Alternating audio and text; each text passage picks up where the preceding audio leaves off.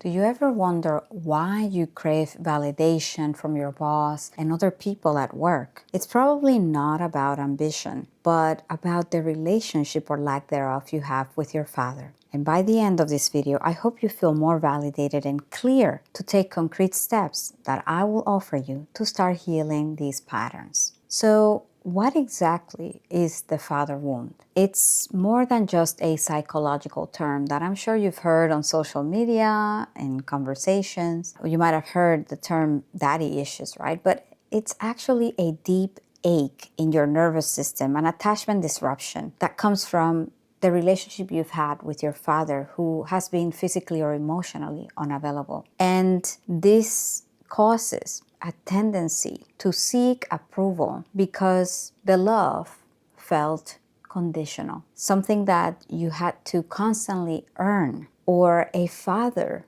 who was critical, inconsistent, or just plain unsafe. This actually left you feeling like you were always walking on eggshells. And as a result, you may develop a father wound if your dad was either overprotective and controlling, was highly critical of you, suffered from mental illnesses, had experienced a father wound and a disruptive relationship with his own dad, was verbally or is verbally, physically, emotionally, or sexually abusive.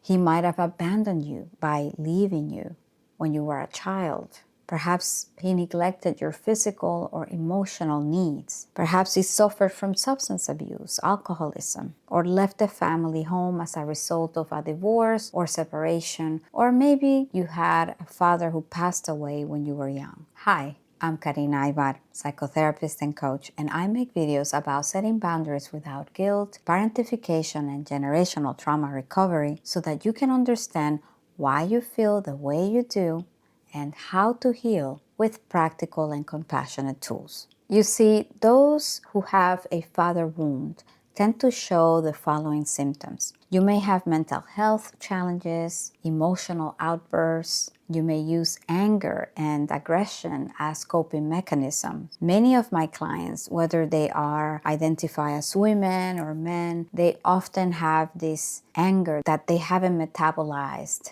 And because it is socially more acceptable for men to be less vulnerable and be more aggressive, many of my male clients are actually more likely to express the symptoms of a father wound with aggression and lack of vulnerability. They actually push people away. And I want to acknowledge that males are the 1%, but I do see male clients, and as I see many couples as well, I witness this normalized behavior, and it often stems from a father wound and gender norms imposed by society. And now I will get more into the impact that it has on daughters. But at the end of the day, it affects your self-esteem. A father wound may be more likely to cause you to tolerate more abuse and make you more susceptible to abusive and avoidant partners, unhealthy behaviors from partners, and boundary issues and challenges. And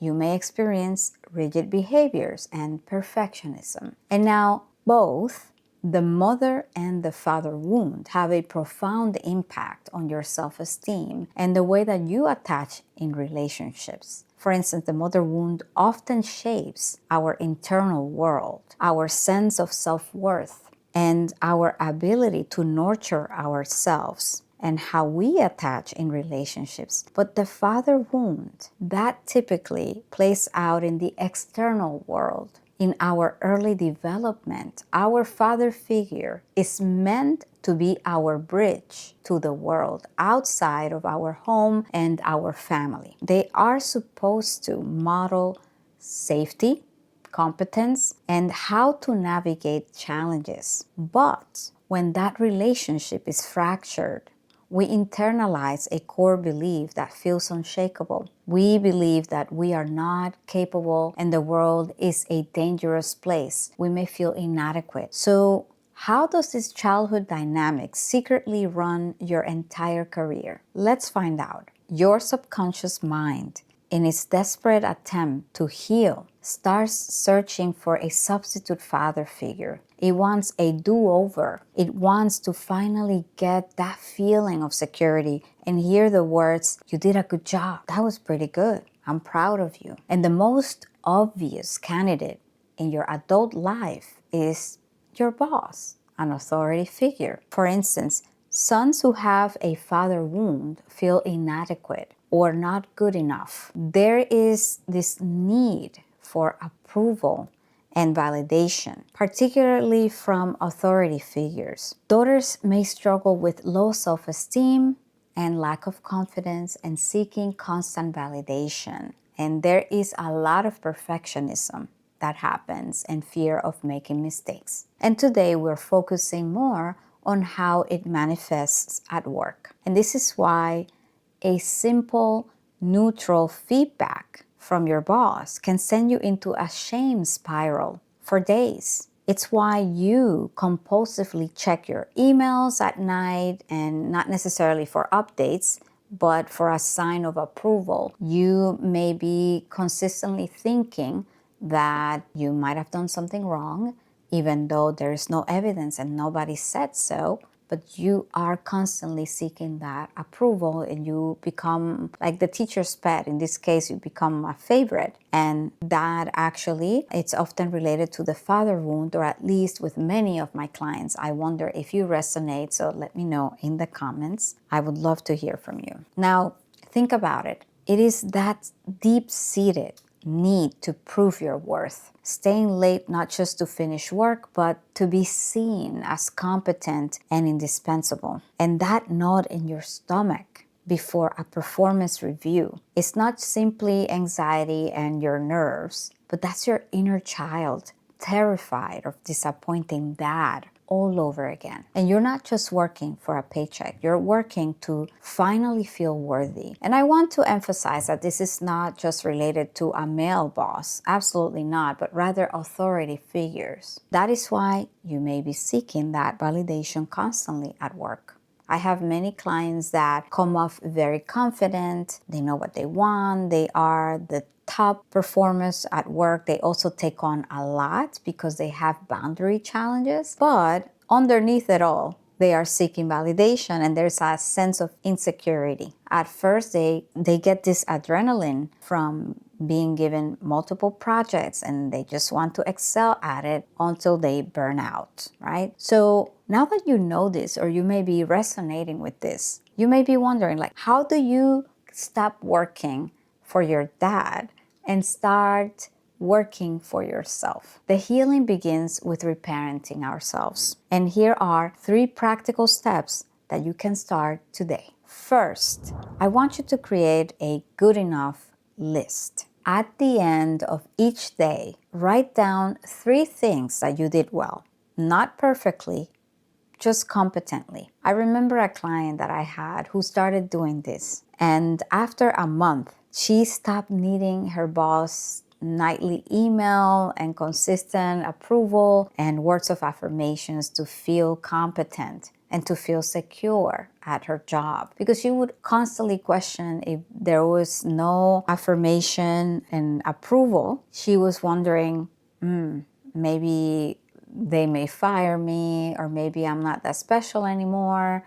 She just felt like she had to prove her worth consistently. After a month of doing this exercise, I remember that she finally owned her own competence. And I hope that you can achieve that for yourself. The second step is that I want you to name your inner critic, that voice that says you messed up again. Give it a name. We like to call it in coaching the gremlin, right? Inspired by the movie Gremlins. So I want you to picture this little voice, this little monster that is constantly criticizing you. I want you to name it. I remember one of my clients that named his gremlin, his inner critic, the judge, after his critical father. And when the voice would pop up, he would literally say, "Objection, your horror," right? Not your honor, because he resented his dad, and that's okay. He loved his dad, but carried a lot of pain. So every time that little voice would pop up, he would be like, objection, you're horror.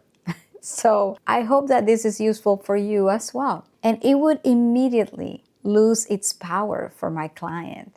It really lost its power over my client's state of being. I hope that in this process, you take note and visualize your gremlin, your inner critic, and you just stop it on its tracks. The third step is all about celebrating your wins. Don't wait for your boss, for a performance review to give yourself the credit you deserve. In fact, I often coach my clients to keep track of what they do well and to document it. Why? Number one, because it could be a case built for you for when you need to ask for a raise. It's also a way of validating your own self-esteem at work.